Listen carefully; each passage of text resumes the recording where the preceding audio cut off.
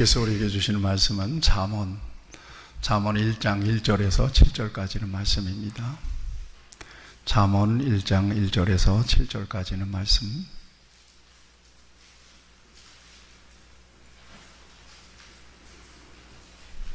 이 기록된 계시의 말씀을 제가 봉독할 때에 하나님께서 또렷한 음성으로 들려주시길 바랍니다. 다윗의 아들 이스라엘 왕 솔로몬의 잠언이라. 이는 지혜와 훈계를 알게 하며 명철의 말씀을 깨닫게 하며 지혜롭게 공의롭게 정의롭게 정직하게 행할 일에 대하여 훈계를 받게 하며 어리석은 자를 슬기롭게 하며 젊은 자에게 지식과 근신함을 주기 위한 것이니 지혜 있는 자는 듣고 학식이 더할 것이요 명철한 자는 지략을 얻을 것이라.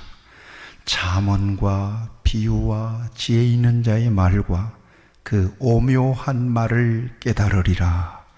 여호와를 경외하는 것이 지식의 근본이거늘 미련한 자는 지혜와 훈계를 멸시하느니라. 아멘. 신에게서 하나님의 형상이 보입니다.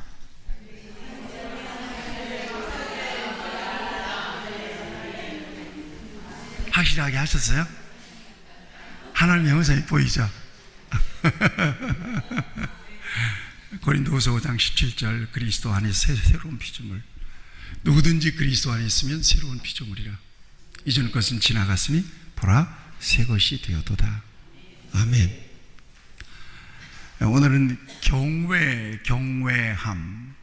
경외함이라고 하는 주제를 딱 머릿속에 집어넣으시고 이 말씀을 봤으면 좋겠습니다. 오늘 읽을 본문 가운데서 7절 말씀 유명한데요. 7절 말씀 큰 소리로 같이 한번 다시 읽겠습니다. 시작. 여호와를 경외하는 것이 지식의 근본이거늘 미련한 자는 지혜와 훈계를 멸시하느니라. 아멘. 이 경외라고 하는 말은 두려워한다는 말이에요. fear, 두렵다는 거예요. fear of God 그러잖아요. 두렵다는 거예요. 여러분 하나님 두려우신 줄 아시나요? 하나님은 언제나 나를 사랑하셔서 내가 실수할 때도 그럴 수도 있지. 여러분 하나님은 사랑이 맞습니다. 하나님 사랑하시는 분이 맞아요. 그렇지만 하나님은 공의롭기도 하세요. 정의롭기도 하세요. 가장 정확한 판단 기준을 갖고 계셔요. 그분은 살아계세요. 그분은 우리를 보시고 우리를 아시고 우리를 판단하시죠. 우리에게 상을 주실 수도 있고요, 또 우리에게 벌을 주실 수도 있으신 분이세요. 아멘. 그래서 하나님 무서워서 하나님을 경외하는 것이 아니라 하나님 앞에서 사는 삶이 너무나도 떨리는 삶이어야 되는 거죠. 이것이 저와 여러분들의 경건한 삶으로 이어지는 거예요. 경건이라고 하는 것은 하나님 앞에서 살아가는 거예요. 하나님의 지배 아래서 살아가는 거예요. 하나님이 보시지, 하나님이 아시지, 하나님이 판단하시지. 그 판단, 그 기준을 가지고 살아가는 삶이 바로 경건한 삶이에요. 이것이 그렇게 살아가는 삶이 뭐라고요? 지혜의 근본이라고 말씀하세요. 미련한 사람들은요, 지혜와 훈계를 멸시한대. 무시하고 산다는 거예요. 이 미련한 삶이라는 거예요. 무시하면 누구 뜻대로 사는 거예요? 주님 뜻대로 살기로 했네요? 아니요. 자기 뜻대로 살기로 했네요. 자기 뜻대로 살아가는 사람이에요. 나는 우리 빈내리 교회 성도들이 이 같은 분명한 하나님과의 인격적인 관계 속에서 그 앞에서 자신의 삶을 분명하게 세우고 그리고 경건하게 사시는 분들인 줄로 믿습니다. 저도 그렇게 되기를 바랍니다. 가장 두려운 것이 뭔가 하면 하나님과 거리감이 느껴지는 거예요. 그러니까 하나님이 느껴지지 않는 거예요. 하나님이 느껴지지 않는 거예요. 모든 판단의 기준이 자신이에요. 또 자신이 그 모든 일들을 처리해야 된다고 생각하는 거예요. 어느 순간에 하나님이 내 심령, 내 삶의 자리에서 하나님이 사라져 버렸어요. 분명히 내가 하나님을 믿는데도 하나님이 인격적으로 느껴지지 않는 거예요. 하나님의 음성이 들려지지 않는 거예요. 하나님 앞에 주여 기도 소리가 안 나오는 거예요. 아버지 고백이 안 나오는 거예요. 이건 그리스도인들로서 큰일 난 거예요. 큰 사건이 일어난 거예요. 그래서 벌어지는 여러 가지 일상 속에서 굉장히 두려움을 느끼는데 어떻게 할 줄을 모르겠는 거예요. 그럴 때 누구를 찾아야 되는 거예요. 하나님을 찾아야 되는데 하나님을 찾지를 않는 거예요. 아, 이건 큰일 나는 거예요.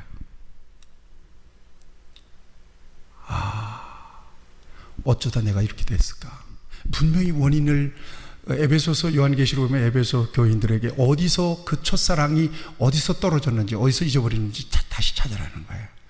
그래서 처음 사랑을 다시 회복하라, 그렇게 말씀하고 있어요. 여러분들 가운데 혹시 그런 분들이 안 계시죠? 안 계셔요. 제가 그렇게 믿어도 되죠? 안 계셔요. 여러분들이 희박하게 하나님을 불러도 하나님을 찾고 계시고요. 그 다음에 하나님의 기준, 하나님의 관점, 지난주에 말씀드렸죠. 하나님의 관점이에요. 그 하나님의 관점으로 저와 여러분들을 바라보고 계시고 판단하고 계시고, 그리고 이렇게 여러분들의 삶이 그 관점 안에서 그 하나님의 그 주권 안에서 이렇게 구동이 되고 이렇게 굴러가고 있다, 이끌려가고 있다라고 여러분들이 인식을 하고, 이게 깨어있는 거죠. 인식하고 사시는 줄로 믿습니다. 그런 면에서 여러분들에게 복이 있어요. 아멘. 그 같은 삶을 지속해서 살아갈 수 있게 되기를 축복합니다. 하나님이 나를 제어해야지 내가 하나님을 제어하고 사는 것은 아니에요. 내가 말씀에 순종해야지 말씀을 내게 맞추려고 하시면 안 되는 거예요. 그러니까 신앙도 여러 가지예요. 그러니까 내가 내 삶, 내 신앙의 중심이 되면 안 되고 하나님이 중심이 되어야 된다는 거죠. 이런 말씀들을 오늘 좀 나누길 원합니다. 여러분, 누가 나를 안다고 할 때 두 가지의 감정이 일어날 수 있다고 생각해요. 하나는 기분 좋은 감정이에요. 기분 좋다. 기분 좋은 감정을 갖는 것은 나에 대해서 긍정적으로 사람들이 안다고 할 때예요. 나의 선한 어떤 행위에 대해서 사람들이 안다고 할 때예요. 그럴 땐 기분 좋은 거죠. 그러나 두려운 감정이 일어날 수도 있습니다. 두려운 감정. 이 두려운 감정을 일으키는 것은 뭐예요? 네가 한 짓을 나는 알고 있어. 은밀한 과거를 안다고 할 때는 두려울 수밖에 없어요. 뭐 그런 얘기도 들어보셨을 거예요. 어떤 사람이 신문에 조그마한 광고를 했대요. 나는 지난달에 당신이 저지른 과거를 알고 있다. 이 비밀을 지키려면 아래 통장으로 돈을 보내라. 그랬더니 굉장히 많은 사람들이 돈을 보내왔더래. 전부 다 비밀이 있는 거예요. 그런데 여러분, 이걸 아셔야 돼요. 사람들은 얼마든지 사람들 앞에서 숨길 수 있어요. 사람들은 모릅니다. 여러분들 저 잘 알아요? 모르잖아요. 저를 이 모습으로 밖엔 잘 모르실 것입니다. 그러니까 저는 여러분들 앞에서 얼마든지 표정 관리하면서 저를 숨길 수가 있어요. 여러분들도 마찬가지예요. 사람들은 그래요. 사람들은 사람을 속일 수 있어요. 그렇지만 하나님은 속아 넘어가요? 안 속아 넘어가요? 하나님은 속아 넘어가시죠. 하나님 앞에서는 숨길 수가 없어요. 그래서 두려운 거예요. 같이 할까요? 하나님은 아십니다. 하나님은 아십니다. 우리의 드러난 행위만 아시는 게 아니란 말이에요. 하나님은 사람은 외모를 보거니와 나 여호와는 무엇을 보시느니라? 중심을 보신다는 거예요. 우리의 마음, 우리의 생각, 우리의 동기까지도 하나님은 싹 살피신다는 얘기죠. 그래서 두려운 거예요. 하나님 앞에서. 사람이 나를 안다고 한들 내게 대해서 어떡할, 네가 알면 어떡할 거야? 이럴 수 있잖아요. 사람이 최고로 나에 대해서 정죄하는 것은 사법기관을 통해서 나를 정죄할 수밖에 없는 거잖아요. 그런데 여러분, 법에 호소하게 되면 고발 당하는 자도 고발한 자도 굉장한 부담이 있다는 거 아시잖아요. 그렇죠? 그러니까 쉽게 못하는 거예요. 이게 억울한 사람이 그 억울함 때문에 막 몸부림치는 경우가 있잖아요. 예. 또 억울함을 이렇게 준 사람이 있잖아요. 가해자는 지 잘났다고 막 또 확 떠드는 사람도 있잖아요. 제가 어제 노회 임원회 때 자세한 얘기는 안 하겠습니다. 임원회 때 한 분을 면담을 했어요. 그분은 저기 여수에서 KTX를 타고 올라왔어요. 뭐냐, 억울한 일을 만난 거예요. 여러분들에게 얘기할 수 없어요. 이런 일도 있어요. 완전히 자기의 가정이 파탄 나버렸어요. 교회가 깨져버렸어요. 우리 교단 교회가 아니에요. 타교단 목사님이세요. 그 목사님이 그런 일을 당한 거예요. 억울합니다.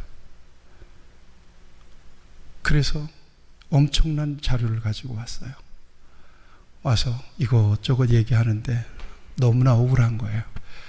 이런 억울함을 당하고 있는데도 막 협박을 하고 위협을 가하고 그러니까 어떻게 할 수가 없는 거예요. 그러니까 당신들이 나와서 좀 도와달라는 거예요. 그 면담을 하고 왔는데 그런 거예요. 그러나 하나님은 아시고 판단하시고 뭐예요? 징계하시고 또 상을 주실 수 있는 분이심을 믿습니다. 그렇기 때문에 하나님이 두려운 거예요. 뻔뻔하게 죄를 짓고도 잘만 살대요? 아니에요. 하나님의 침묵을 하나님이 모른다고 생각하면 안 되는 거예요. 그게 그냥 없어지는 게 아니고 사라지는 게 아니거든요. 여러분, 그래서 다윗이 하나님을 두려운 거예요. 다윗은요, 하나님을 경외했던 사람이에요. 그러니까 범죄하고 나서 나단 선지자가 뭐라고 그래요? 당신이 그런 짓을 했습니다. 그러니까 성경에 보니까 뭐라고 얘기하는가 하면 시편 51편을 보면 하나님 앞에서 그는 절절하게 회개해요. 하나님이 아시면 그대로입니다. 내가 변명할 수 없습니다. 하나님이 그렇게 판단하셨다면 맞습니다. 그거 맞습니다. 나는 그거 어떻게 숨길 수 있는 능력이 없습니다. 아시는 그대로, 판단하시는 그대로입니다. 그러니 하나님 나를 용서해 주세요. 그래서 나를 주 앞에서 쫓아내지 마세요. 주의 성령을 내게서 거두지 마세요. 주의 구원의 즐거움을 내게 회복시켜 주시고 자원하는 심령을 주사 나를 붙들어 주세요 하면서 하나님 앞에서 철저하게 회개해요.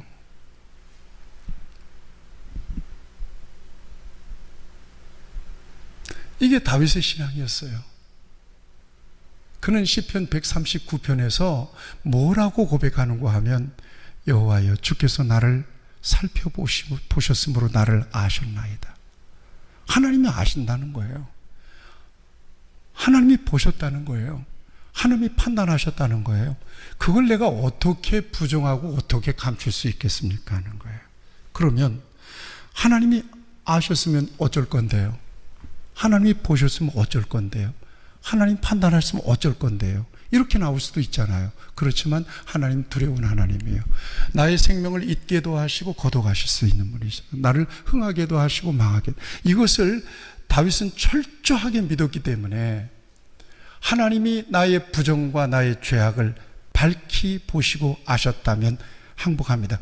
그대로입니다. 보신 그대로입니다. 잘못했습니다. 용서해 주세요. 이렇게 된 거예요. 두려운 하나님으로 하나님을 섬겼어요. 하나님을 경외했어요. 여러분, 저와 여러분들이 오늘 21세기 하나님을 섬기면서 정말 가장 부족한 것들이 바로 이런 것들인 줄 아시겠어요? 왜 믿는 사람들이 엄청난 범죄의 현장의 뉴스메이커가 되나요? 순간적인 마귀의 유혹을 받고 시험을 받아서 그럴 수 있어요. 그렇지만 하나님을 경외하는 믿음, 그 믿음이 죽어 있는 거예요. 완전히 불이 꺼져 있는 거란 말이죠. 입으로는 하나님을 믿는데, 마음으로도 하나님을 믿는다고 고백하는데, 그러나 실제로 자신의 삶을 모니터하고 살펴보시고 판단하시는 하나님을 의식하지 않고 살아가는 거예요. 이게 저와 여러분들 안에 있어요. 그러니까 예배드리고 교회 밖을 나서면 그냥 세속적인 사람으로 살아가게 되는 거예요.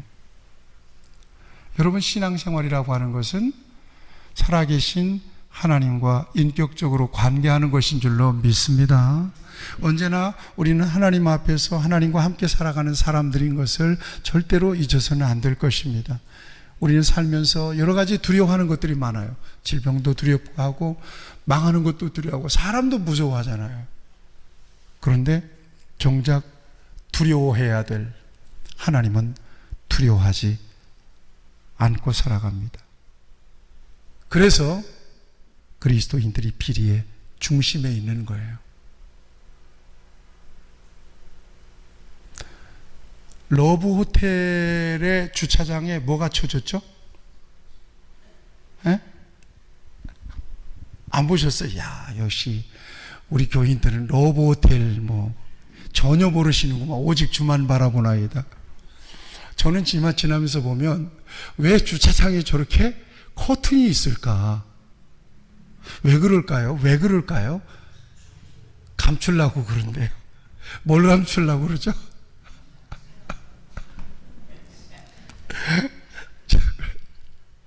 여러분, 무인텔이라고 들어보셨어요? 사람이 없어요. 그냥 호텔만 있는 거예요. 왜 사람이 없어요? 전부 다 카드로 결제 이런 거죠. 왜 그러죠? 예. 사람이 노는 사람들이 그렇게 두려워한단 말이에요. 그런데 누가 보고 계세요? 하나님이 보고 계시죠. 이건 인식하지 않는 거예요. 물론 예수 믿는 사람, 진정으로 거듭난 사람은 그런 짓 안 하지만, 사람 보기에도 부끄러운 일, 하나님 앞에서 부끄러운 짓인데, 사람 앞에서는 부끄럽고 사람은 두려워하면서도, 이 카메라는 두려워하면서도 정작 우리의 중심까지도 살피시는 하나님은 두려워하지 않는 거예요. 하나님은 의식하지 않는 거예요. 이게 우리의 믿음의 현 주소라면, 여러분, 그 믿음이 살아있는 믿음입니까? 죽은 믿음입니까? 욥기 11장 11절에 보면 하나님은 허망한 사람들을 아신대요. 악한 일을 상관하지 아니하시는 듯 하나 다 보시느니라 그랬어요. 인정하시죠? 다 보시느니라. 오늘 설교를 좀 조용조용하게 하겠어요. 다 보시느니라. 그러면 하나님께서 이 시간에 하나님을 예배하는, 경건하게 예배하는 여러분들도 다 보시는 줄로 믿어요. 우리를 바라보시는 표정이 어떨까를 생각해 보세요. 믿음 안에서 살면서 세상에 나가서 내 마음대로 내 뜻대로 하고 싶은 일 다 하면서 이렇게 사는데, 사람은 의식하는, 어떤 경우는 또 사람도 의식 안 합니다. 사람은 의식하면서, 카메라는 의식하면서 거기에 불꽃 같은 눈으로 우리를 감찰하고 계시는 하나님은 의식하지 않는 거예요. 사람은 알아도 별 상관없어요. 그 사람 두려워할 건 없거든요. 그런데 하나님이 보고 계시고 하나님이 알고 계시고 하나님이 판단하고 계시다는 사실은 까마득히 잊어버리고 그걸 부정한 채 그렇게 산다는 게 무지한 사람이에요. 미련한 사람, 어리석은 사람은 무엇을 멸시한다고 그랬죠? 지혜와 훈계를 멸시한다 그러잖아요. 무시하고 사는 거예요. 아주 미련한 짓이에요. 우리 성도들은 그렇게 살지 마시기를 축복합니다. 로마서 3장 18절 말씀이에요. 저희 눈앞에 하나님을 두려워함이 없느니라. 하나님을 두려워하는 마음이 전혀 없는 거예요. 이런 양심을 못 맞았다고 그래요. 예. 불도장을 맞았다는 거예요. 불의 딘자리는 감각이 없어지잖아요. 그래서 화인 맞은 심령이라 그러잖아요. 전혀 감각이 없는 거예요. 내가 옳은 일을 하는지 그른 일을 하는지. 하나님이 보실 때 정말 인정할 만한 일인지, 하나님이 바라보시고 인상을 찌푸릴 만한 일인지,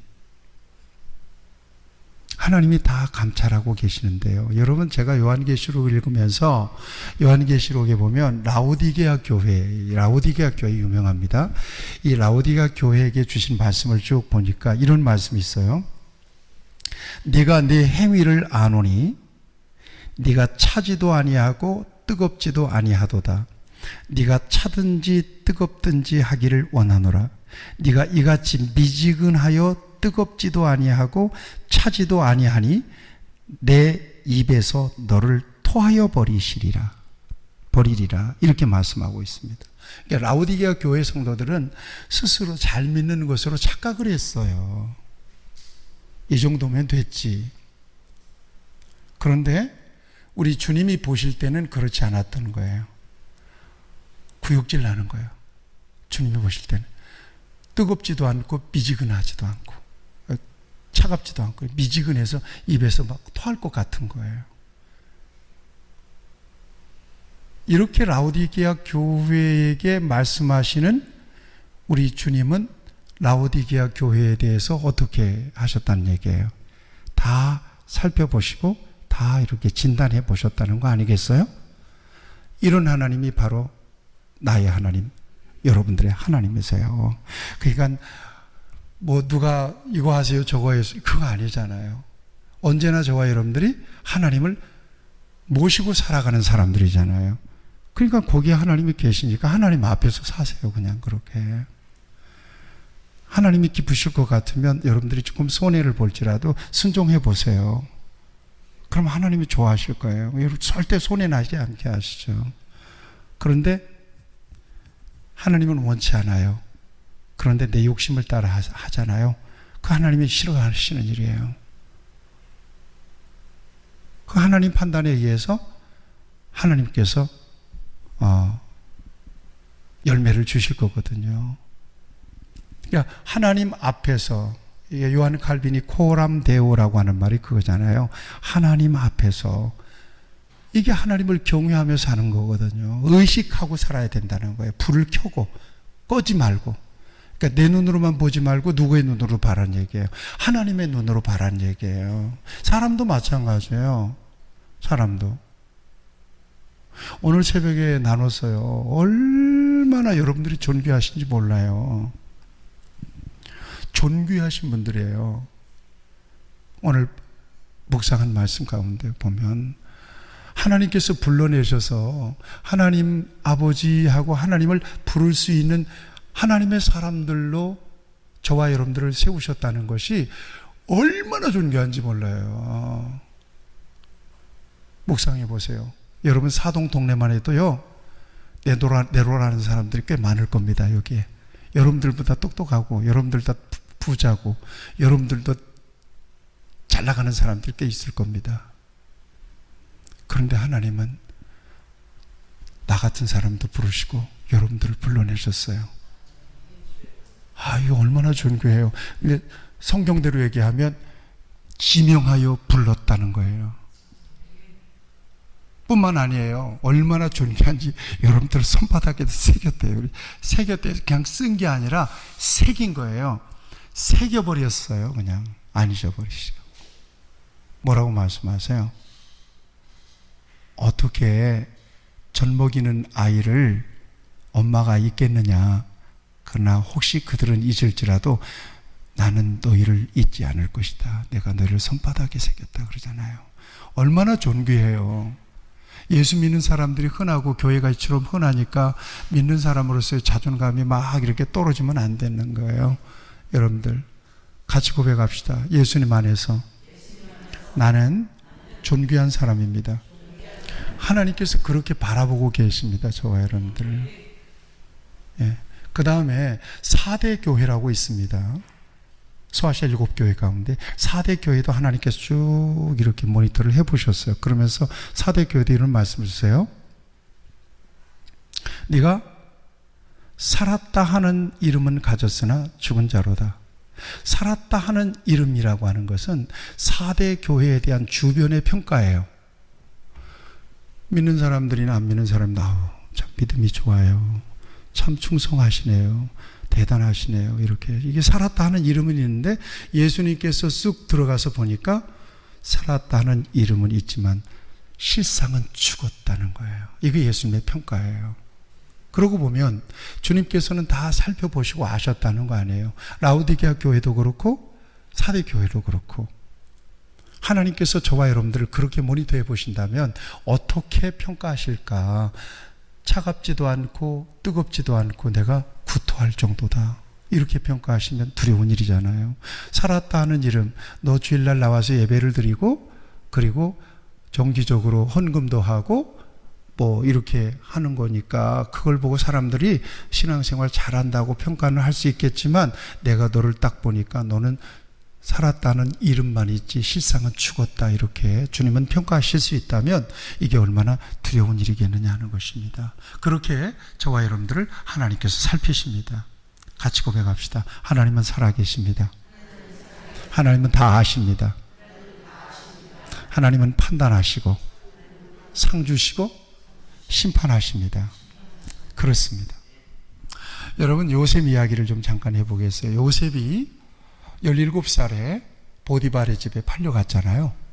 아시죠?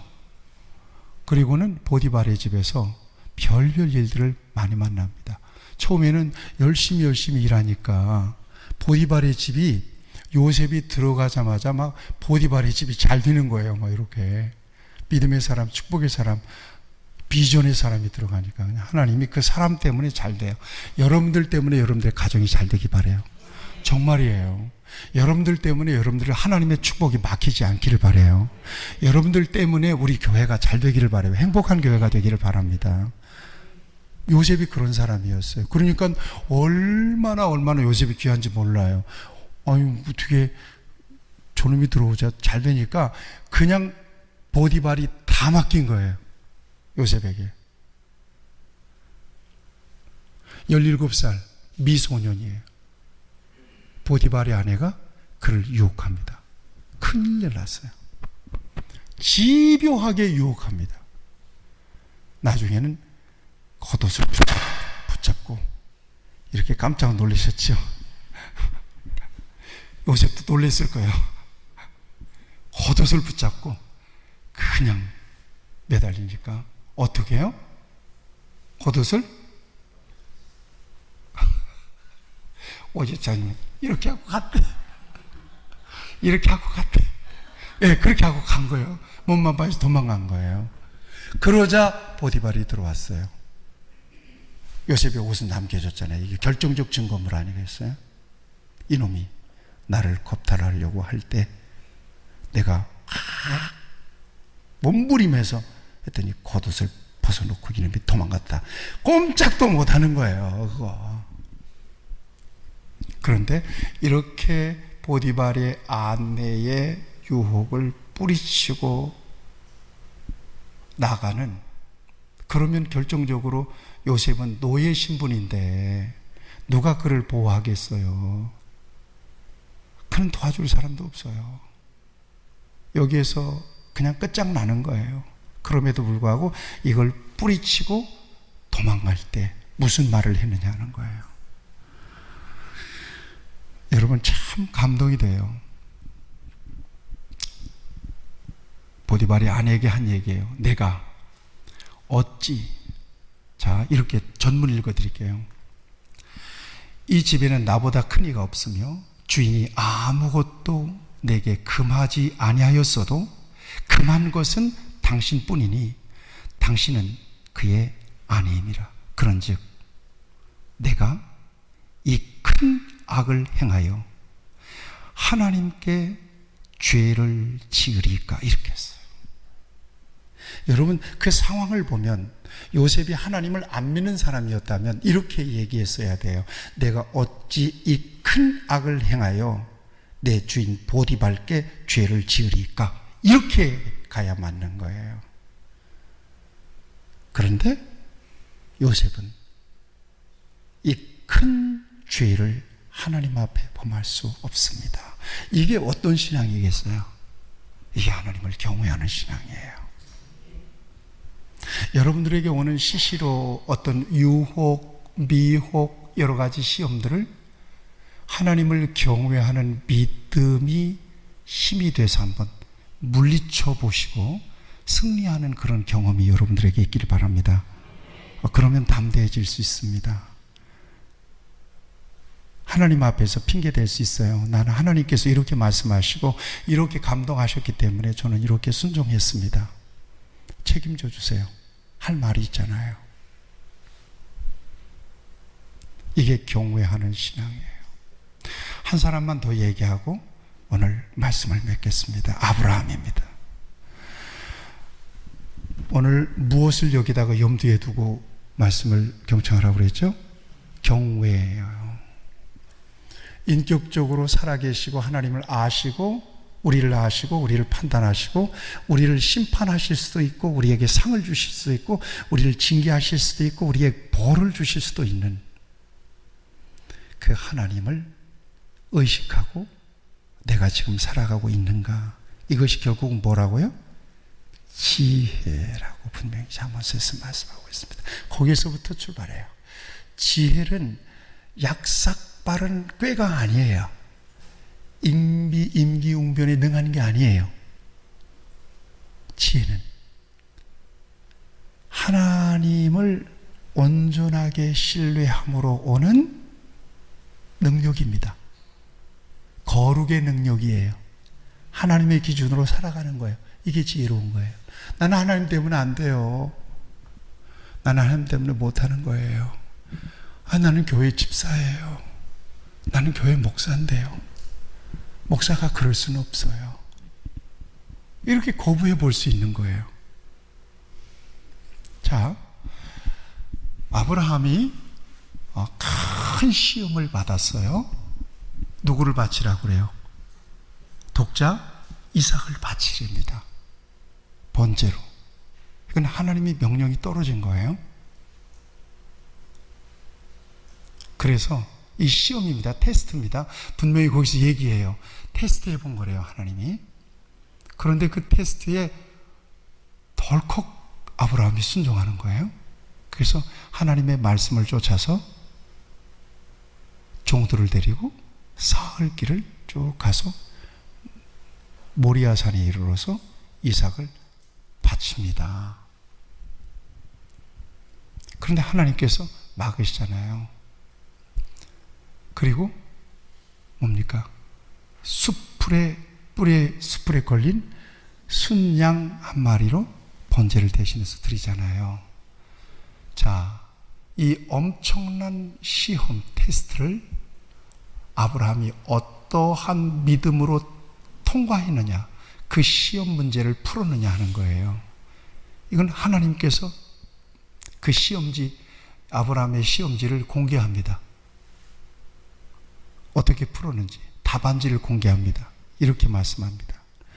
손을 내밀어 칼을 잡고 그 아들을 잡으려 하니 여호와의 사자가 하늘에서부터 그를 불러 이르되 아브라함아 아브라함아 하시는지라.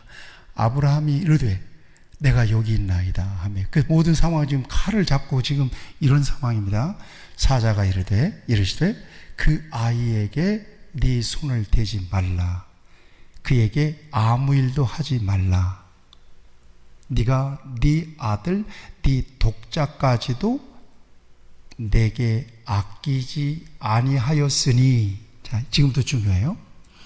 내가 이제야 네가 하나님을 경외하는 줄을 아노라. 이게 하나님이 공개한 답안지예요. 너는 시험에 통과했다. 네가 백세에 얻은 그 귀한 아들을 바치는 것을 보니까 그 아들보다도 나를 더 경외하는구나 인정한 거예요. 여러분, 매 순간순간 하나님은 이같이 저와 여러분들을 테스트할 수 있다는 것을 여러분들 아셔야 돼요. 그래서 때때로 하나님이 무엇인가를 맡겨봐요. 무엇인가를 주어봐요. 어떤 권한을 주어보기도 해요. 여러분, 이거 테스트일 수 있어요. 내게 기업을 주셨어요. 왜 그렇게 장사가 잘 되냐? 그래가지고 돈 세다가 밤을 새세요. 속으로. 여러분, 그 하나님 시험 보고 있는 거 아시죠? 시험을 보고 계시는데 저는 하나님이 축복하신다고 저한테 이러다가 여러분, 그것이 테스트하고 있는 거예요. 무엇으로 테스트한다고요? 하나님을 더 의식하고 있느냐는 거예요. 너 네 인생의 주권에 하나님의 주권을 인정하고 있느냐는 거예요. 그 모든 권한을 하나님께서 맡기셨고 욥의 고백처럼 거두어 가실 수도 있는 분이 하나님이시라는 것을 너 인정하니? 너 왜 하나님께서 그 일을 맡겨주셨겠니? 너 왜 하나님께서 그 직분을 주셨겠니? 이것을 생각하고 그 같은 관점으로 하나님 앞에서 하나님 어쩌려고 이렇게 많은 것들을 나한테 주세요. 두려운 마음이 있어야죠. 이게 경건이에요. 이렇게 많은 것들을 맡겨주셨으면 그만큼 고난을 주신 거예요. 그만큼 하나님이 나에 대한 기대가 있으신 거고요. 그렇게 하나님이 쓰시기를 원하셔요. 그러면 하나님이 왜 이 모든 것들을 나한테 맡겨주셨을까요? 내게 말씀해 주세요.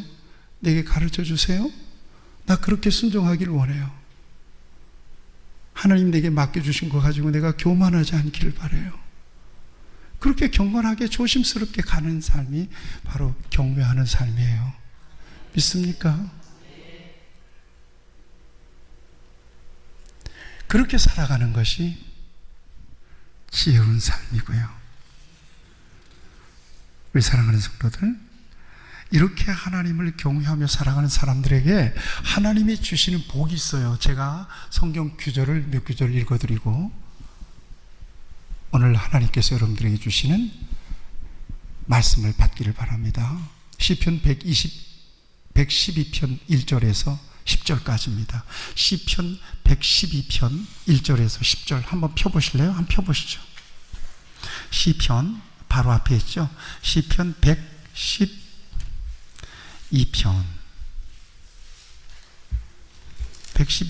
다 펴보셨죠? 예, 다 펴셨죠?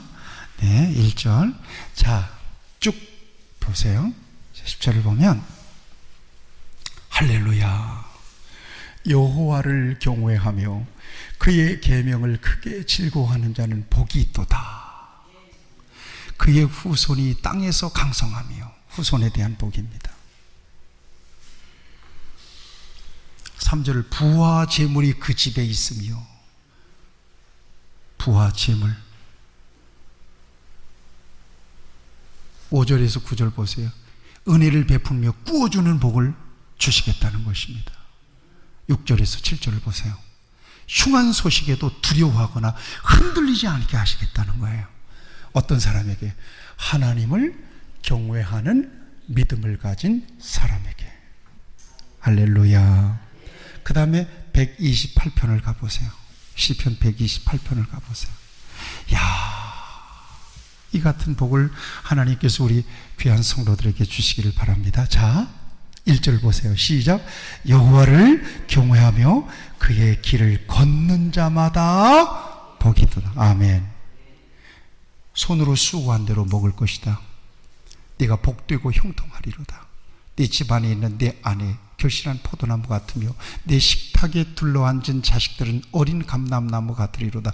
여호와를 경외하는 자는 이같이 복을 얻으리로다. 여호와께서 시온에서 내게 복을 주실지어다. 너는 평생에 예루살렘의 번영을 보며 내 자식의 자식을 볼지어다. 이스라엘에게 평강이 있을지어다.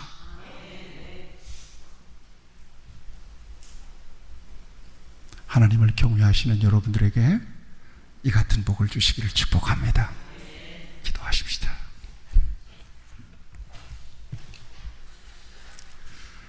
하나님 아버지, 우리와 지금 함께 계셔서 우리의 중심을 살피시고 우리가 두렵고 떨리는 마음으로 하나님을 응시하고 있는지, 하나님의 음성에 귀를 기울이고 있는지, 하나님께서 우리의 심령을 두드리실 때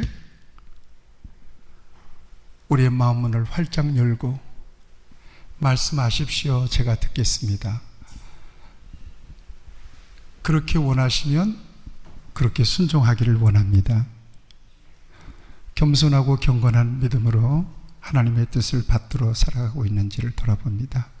부족함이 많습니다. 그래서 하나님은 오늘 하나님을 경외하는 것이 지식의 근본이다. 미련한 사람은 지혜와 훈계를 멸시하느니라. 다시 하나님을 경외하는 믿음을 회복시켜 주시기 위해서 이 말씀을 주신 줄로 믿습니다.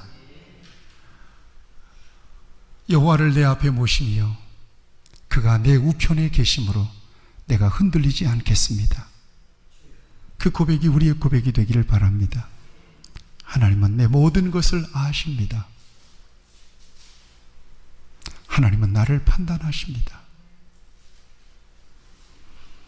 하나님이 보시기에 하나님의 마음에 합한 사람으로 언제나 발견되는 하나님의 사람들이 될 수 있도록 하나님께서 은혜를 베풀어 주옵소서. 우리 빛내리 교회에 순전한 성도들이 여기 있습니다. 예수를 믿는 분들입니다. 존귀하신 분들입니다. 하나님을 경외하는 믿음으로 살기 위하여 몸부림하는 거룩한 하나님의 백성들입니다. 주님, 시편 112편을 통해서 약속하신 복, 시편 128편을 통해서 약속하신 복, 하나님을 경외함으로 지혜로운 삶을 살아가는 사랑하는 성도들에게 부어주시기를 원합니다. 이 땅에서 진정으로 하나님께서 인정하시고 하나님께서 복 주시는 삶을 살며 우리 주님 만나는 그날 영화로운 삶을 시작할 때 더욱더 하나님께서 허락하시는 상급과 칭찬과 면류관이 있는 복되고 아름다운 삶이 우리 귀한 성도들에게 충만하게 이루어지도록 하나님께서 은혜와 복을 주시옵소서. 이 시간 슬픔을 당한 자는 위로해 주시기 바랍니다. 이 시간 공허한 심령으로 한 주간을 살았던 분들, 하나님을 경외하는 믿음을 다시 일으켜 주시고 하나님과 함께 다시 이 한 주간을 시작할 수 있도록 하나님 도와주시기를 바랍니다. 어려운 문제를 가지고 오신 분들, 하나님 예배하는 이 시간에 하나님께 다 해결해 주심을 믿습니다. 다 치워 주십시오. 그래서 하나님이 열어놓으시는 평탄한 길, 은혜로운 길, 정말 아버지 하나님 평안한 길을 걸어갈 수 있도록, 복된 길을 걸어갈 수 있도록 하나님께서 인도하여 주시옵소서. 모든 영광 주님의 것입니다. 홀로 영광 받아 주시옵소서. 예수님의 이름으로 간절히 기도하옵나이다. 아멘.